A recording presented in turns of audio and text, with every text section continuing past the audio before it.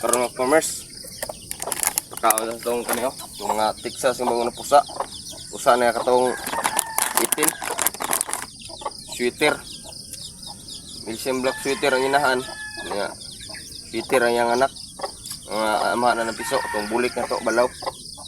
Yung mga anak unong buhok. Ito nilaki anak. Ito pagkaon na ganun. Farmers, kanina po itong pagkaon no. Channel bird. Balik itong dati. Lalo isang nagko. Kaya doha lang ako na ni kay pumahapon udto na nila ni. Kaya tawag dun sa ano ka balay niya udto. Stikas. Anto gintigra para sa inahan. Basa na to pagkaon tuka mga farmers kaya para kaya ko ano buhay tubig maka sustinira. Simple ito kananan, wayan ra.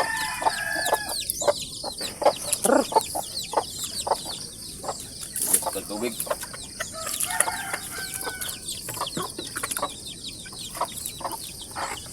Sik.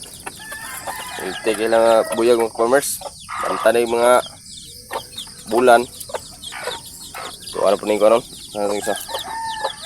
Tantanay bulan ato na yung ibuwag sa inahan. Kani ato sa nagpakunan sa inahan ron. Luban kay tugnaw ka rin bukid. Luban sa nato para sakto ng pako. Ito na yung kuwang inahan atong buhian. Sa anita to. Para mga itlog na pag-usab. Kaupan na pag-usab. Yan kaning mga piso. Ipuso na tayo kagabi eh. Sold sa karton. Kaya daghan gilaga rin mga farmers. Sayang po. Wala nga to sa ating kuwanan. Kita kaloyan mga farmers para makabaligya tani mga diol na to pohon.